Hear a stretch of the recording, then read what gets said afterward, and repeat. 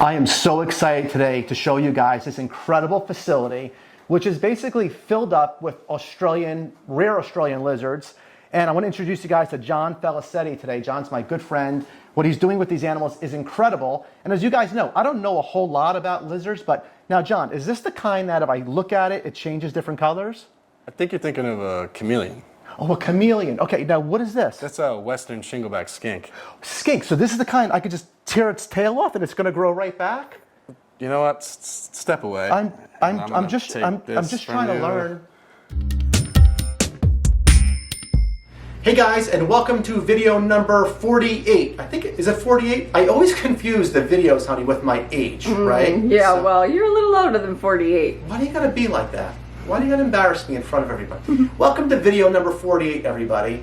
And yeah, these are some Eastern Sanzinias, my green Sanzinias. I'm taking them out because a couple of you had asked me, hey, we never see the Sanzinia anymore. I promise you, I have them. I'm putting a lot of size on them. They're all gonna be in the 5 to 6 year range this year. So again, wish me luck. I have a group of 2.3 and I am hoping, praying to hit it out of the park with these animals this year, and I'm super confident I could do it. Made some adjustments, so wish me luck on these green Sanzinia. Hey, you just met my buddy Johnny Felicetti in the opening of the video. Pumped to introduce you guys to Johnny today. Just, you know, as I mentioned again later in this video, just because somebody's been in this hobby for a lot less time than you and they're a lot younger than you does not mean they can't be your mentor in a lot of ways and motivate you in a lot of ways. Johnny's definitely one of those people. He motivates the hell out of me. What he's doing with these animals, very difficult to breed, very difficult to access animals. What he's doing with them just inspires the hell out of me. I'm just super fortunate that he lives somewhat near me and I get to visit him and see this amazing facility he's building. It's just basically he took his dream, he had a vision, he knew exactly what he wanted to do, and he's following it through, and he just inspires the hell out of me. And speaking of people who inspire me, Phoenix Reptiles, my buddy Bill Stegall, longtime chondro breeder, just hit it out of the park this year. 7 clutches of chondro. Phoenix Reptiles on Morph Market. I know a lot of you guys know Bill, mayor of Chondro Town. We refer to Bill because he just kills it with the chondros, especially the designer chondros. But you know, when I refer somebody on my channel to you guys, it's not because they're my friend. Bill happens to be one of my very good friends. Somebody I really, when I have an issue, sometimes I'll bounce things off of him. He's definitely super helpful in that manner. But super trustworthy, man of integrity. So that's really why. If I'm talking about whether it's David Brahms with Perches, my buddy Marshall Mendez, Keith McPeak. It's not because these guys are my friends, just that they have a lot of integrity. They have such a passion for the animals and they're great at what they do. And that's why I refer people to you guys on my channel. They're like dealing with me. I know you guys can trust me and you can trust these guys. So anyway, enough of my babbling. Let's just jump into this tour with Johnny and his amazing Australian skink collection. I hope you guys enjoy it. Hey guys, so we're here with my friend Johnny, and the first thing I want to have him do is he just bought this home not that long ago, and he had this vision in his head to build this amazing facility. He exceeded my expectations. The first thing I'm going to have Johnny do with you guys right now is I want to have him give you guys an idea of just what his vision was and how he went about building some of these enclosures. So John, why don't you tell us some about what you built over there? I mean, you know, my point of building this was not to be so one-dimensional. It's to be, you know, a little multi-dimensional and trying to do different things. You know, I believe strongly that being cold-blooded animals, you know, these animals need, you know, everything they can have, not something that I necessarily want to be in control of. You know, I want to be able to give them what they want and need, not what I want to give them. Yeah. And you know, the point of this cage is to be multidimensional. I believe that, you know, just like a puppet on a string, you know, if one string ain't working, the whole function of the puppet isn't, you know, going to work properly. So, I mean, the point of this is to have a really hot basking spot, and then also somewhere where it's not as hot, but they could get somewhat hot, and I have an ultratherm heat pad underneath here. Yeah, you got lights going, ultra pat heat. Yep. So this is the cold section. Johnny, yeah. So yep, and they could get about almost 95 degrees there. I put this on the thermostat for about 88, 85, and then they could get real cool. You know, and again, I'm giving them everything they want and need. So it gets real cold in here. They can burrow really well.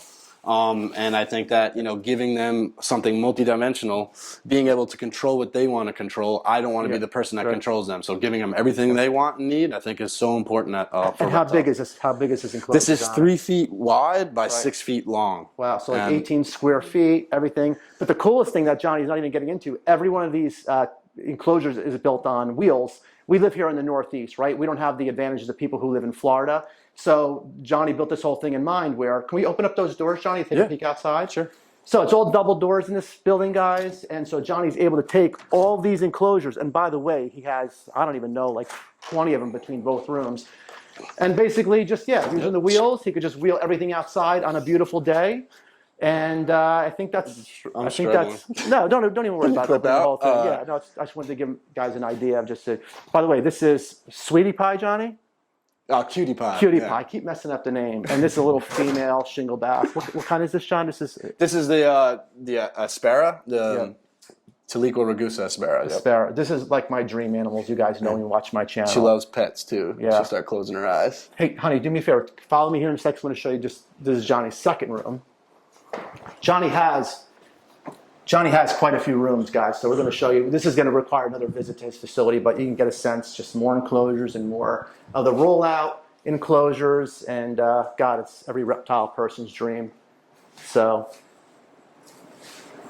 and I think what we could do now, John, is I want to just really show off what you've been producing and some of the animals that you're keeping, and let's just jump into that.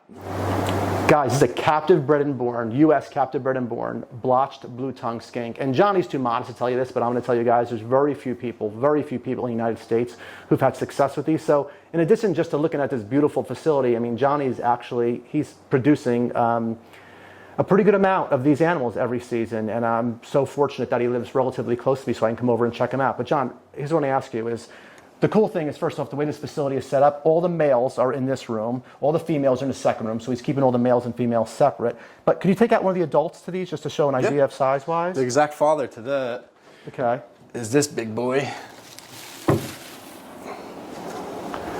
So yeah, it's an adult, blotched blue tongue. I know a lot of you guys are skink guys out there, have had blue tongues over the years, so these are actually new to me. But so you've figured out, and I know you have a mentor in this, by the way, of Dave Sutton, I would say, is your Dave mentor. Sutton. And you guys heard Dave's name before. It's with Diamond Python, so I know you learned a lot from Dave.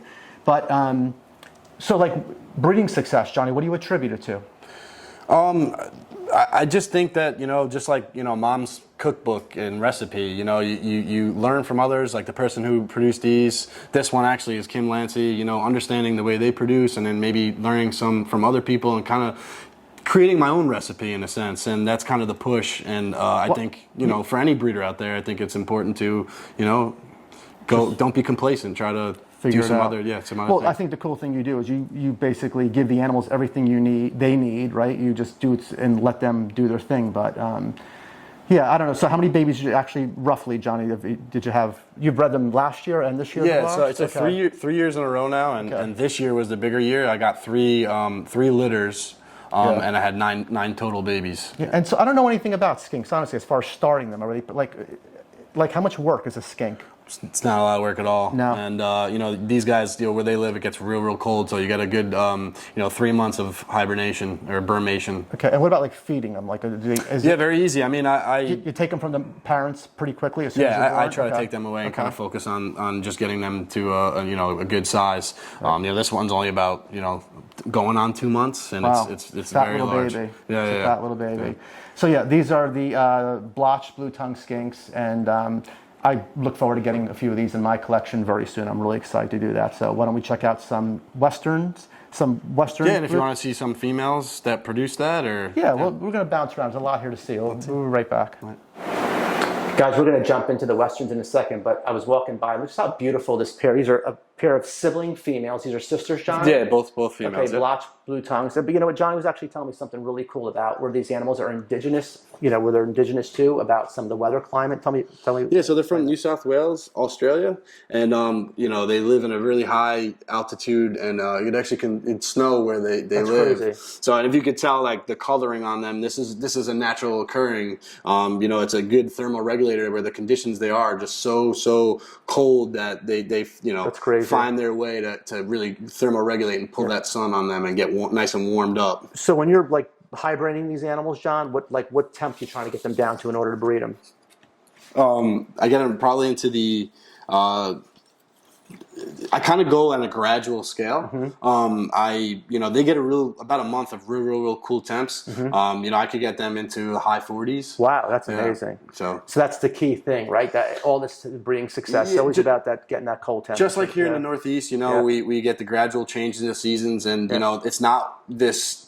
Get them cold and get them real hot. I think this gradual change that's really important. They only get that cooling about a month, but we're all doing a gradual, fall to winter to spring to summer, and it's not all just putting them in the winter right into summer. I think that's where a lot of things could go wrong with breeding these guys. Are they like snakes in the sense that, like with my snakes, when I start warming them up after I cool them down, I'll start introducing them? Or do you bring them up to normal daytime temps and then start introducing them? Yeah, so this is definitely something that's really tricky. And what I do is I try to wake up my males first and keep my females kind of shut down.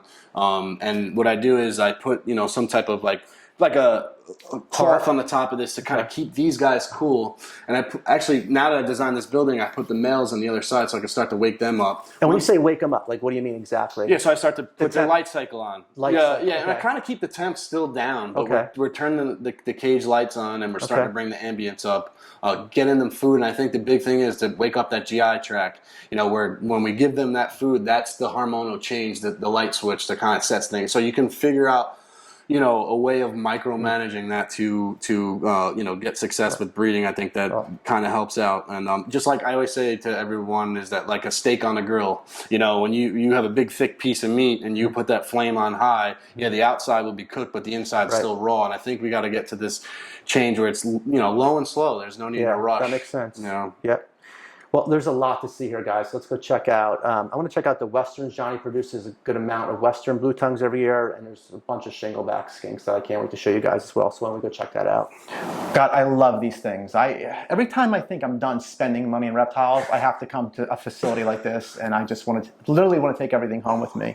I hope I just hit my mic, I should be good. So this is a baby Western blue tongue skinks. That's a yearling Western blue tongue skink. And John produced all these animals, guys, by the way, all these Westerns. I think we're not 100% sure. Johnny may have been the only person actually to have produced Westerns this year. I know they've been produced in the United States before, but he may have been the only person. But John, tell us about what's the main differences between the Westerns and say the blotched? The one thing I've started to notice, and actually being that I just moved, I'll be changing it, is that, they're a little more skittish. And, being that they do live birth and it's important for them to have their parameters and surroundings, good in a sense, and I try to keep them calm. So I thing is with the females, I try to tend to put a piece of paper. This year I'll be putting tints on. It's like blinders on a horse. So I feel like because every time I walk in a room, I would see they start freaking out, and I just say to myself, they're not going to want babies. They're not going to want to have a litter, when their surroundings are like this. So I think that could play a part, and also just getting these guys much warmer where they come from in the desert. It's very harsh. And it gets real hot. So what are you getting them up to, John, as far as temperature? I speed their process up a little further. Just like Arizona, people that are watching the United States, it's a big jump and a spike in temp. It'll be cool during the night, but then get real hot during the day. So cages really help by getting those temperatures much warmer faster during breeding season. We're still cooling them, and probably hot spot 98. Wow, cool spot during summer about that 86 range. Still pretty hot. But again, giving them that puppet on a string I told you, being able for them to cool down too is important than just keeping them that hot. But it's just keeping the parameters just right so they can breed proper. And what about the different? I know there's so many different animals you're working with here, but is there any different care? Is a Western with snakes, right? An Amazon basin we'll say is more difficult, or green tree pythons are more difficult to keep than carpet pythons.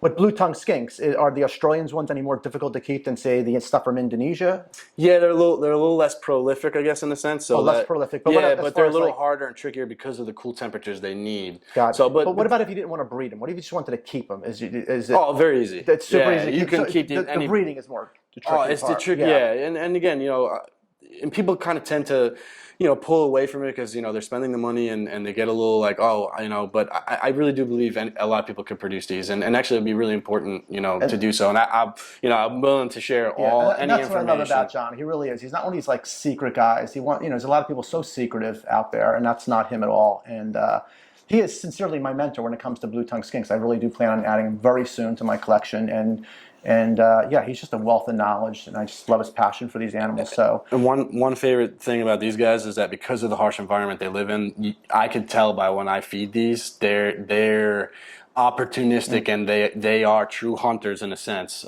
They will hunt their food they'll like more grab so. a mouse if they Oh saw, my god! If or I put a rip mouse it in, apart. they do not play. Wow. They will attack and even give me like a little bit of a like Wow. whoa. Okay.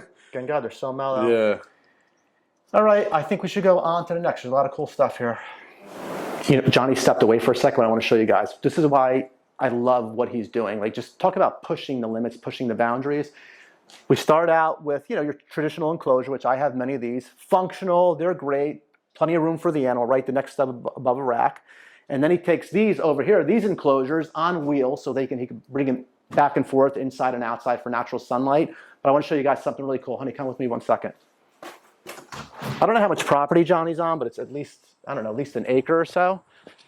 So he literally has only been living here for not a long period of time, but can you imagine he's going to probably clear out some of these trees and he's going to put a big greenhouse back here just to take this whole collection, this whole passion to the next level. So again, I plan on coming back here and showing you guys this whole place as it evolves, but I'm super just excited for all the plans he has and where he's going to take our hobby. And I love young guys like him. Again, I say this, but they're the future of the hobby, and yeah, just watch and see what he does. Okay, so I will tell you guys, I have three. So what are my three dream reptiles in my collection? If I could keep them like the way they should be kept.